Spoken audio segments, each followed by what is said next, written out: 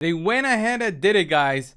The time has come. We don't know exactly when, but the change is coming. So please stop building this one champion, right? Please stop building it. There's no reason to spend your resources. If you have already, then you've been bamboozled by it. Let's get started.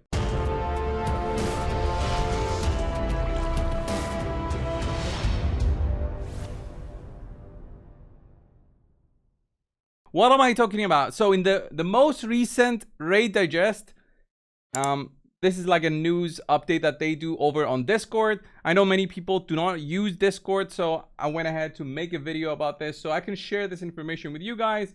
There are some news that you should see. So let's have a look. So what is the update about? So hey Raiders, I received quite a few new pieces of content recently. So in the near future, we'd like to focus more on improving your experience with already released features. Without further ado, let's unveil some details on the upcoming update in today's Raid Digest.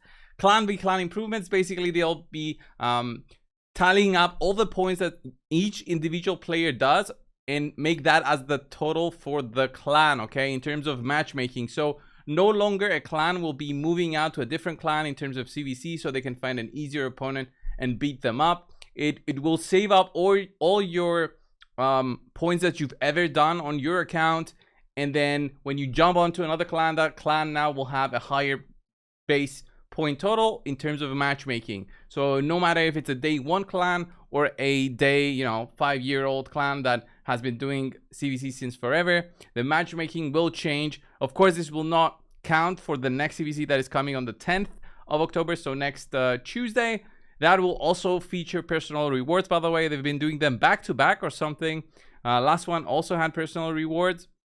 So for that one, this will not be applicable, but from the next one, that's going to be applicable. Also, clan leaders will now be able to set a minimum point requirement. So if you are a clan leader and you want to dictate on how many points your players need to do in order to get rewards, let's say you want to have them do 10,000 points, then you'll be able to do that. And if they don't do 10,000 points, then they won't get any reward. This can be, of course, abused by clan leaders who do not want players that, they might see a player that doesn't perform that well or doesn't push that much, and they do it on purpose so they don't get any rewards. That can be a little bit abused, but I think for the most part, it's going to make it to push players a little bit more in terms of having a standard for the clan for participation. Let's say everybody needs to get 400,000 points if you're doing personal rewards, so that everybody pushes a little bit more than they usually do, right? But obviously life gets into the way in the way sometimes with the games, and obviously our daily stuff is more important than the game, if I'm being honest here. But anyway, I think it's a net positive in terms of the CVC improvements. They're also going to be fixing Emic, who was bugged, by the way, and sometimes his passive would do some wonky things and not work, and I think break some unkillable teams. So have that in mind. They're also gonna accelerate the animation on Shamal's A2 in terms of his shooting ability, and they'll also add some quality of life optimizations, including the possibility of turning off the pop-up that appears in the tavern when disposing champions that participate in fusion. So you'll no longer get that annoying notification is the word, where it says, do you wanna feed this hero, because this hero is used for a fusion. I think they need to completely overhaul the tavern, if I'm being honest. Like, I'm playing Watcher of Realms, and that game has a much easier UI in terms of ranking up your heroes. I know they cannot change how the XP works and make it like Watcher of Realms. It's totally different games in that aspect. So I would love to see like a rank up UI where you just click one button and you rank up 10 heroes immediately. Raid needs to step up. I've mentioned it like in 100 videos where Raid needs to do this. I made a list and stuff. I mean, it's obviously like talking to a wall. Whenever I make those videos, it's like I'm talking to a wall. It's like I'm talking to you guys only, and the person who I really want to talk about all these improvements, like Raid, I know they're not gonna listen, but I mean, I gotta get my voice out there.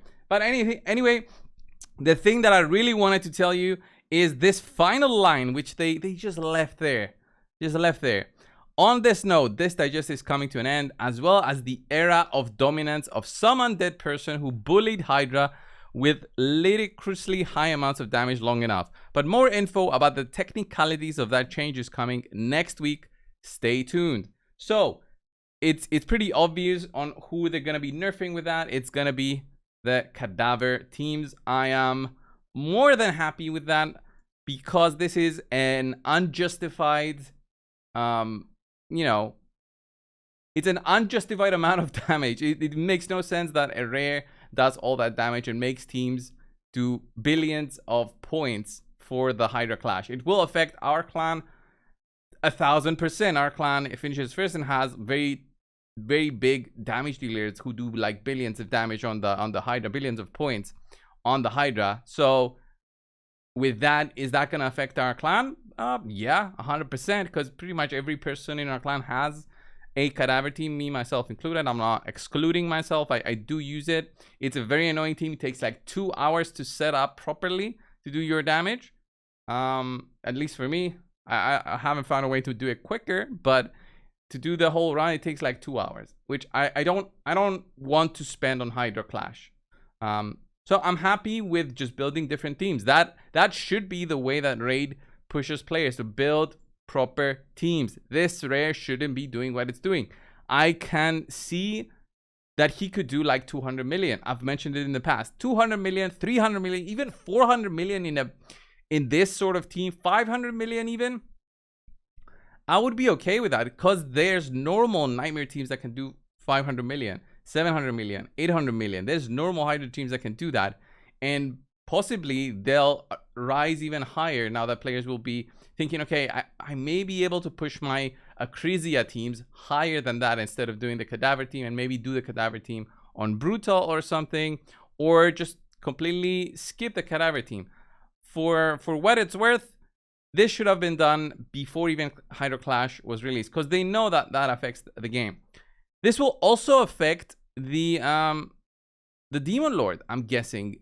There's no chance it doesn't affect the Demon Lord, because right now the highest damage possible is 2.15 billion or something. It's a maximum number of damage that you can do. I think Mullet Reaver did it, and also Victor Test did it with, again, the Cadaver team. It's an infinite team. It does not die.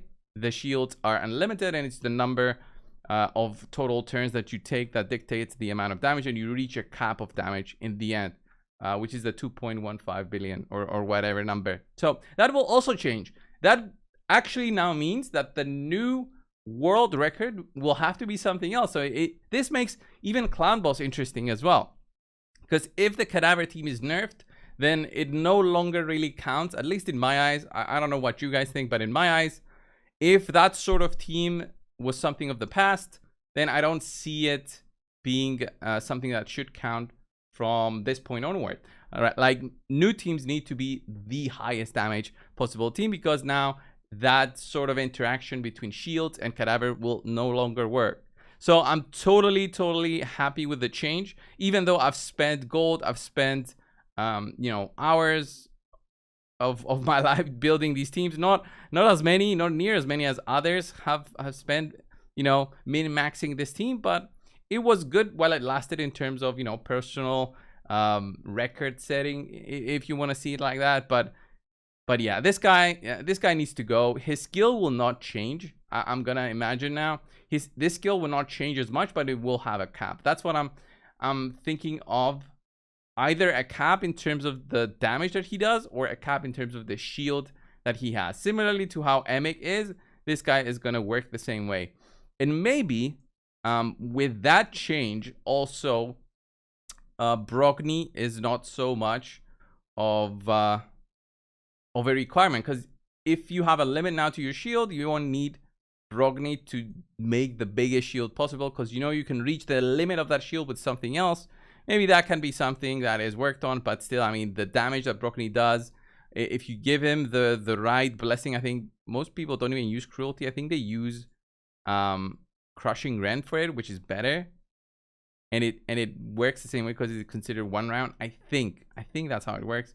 Haven't really bothered min-maxing it myself, so much, but I still do like solid damage. Do like 2 billion on brutal, which is, I think it's alright. It's not the best, obviously, but it's alright. It does some work.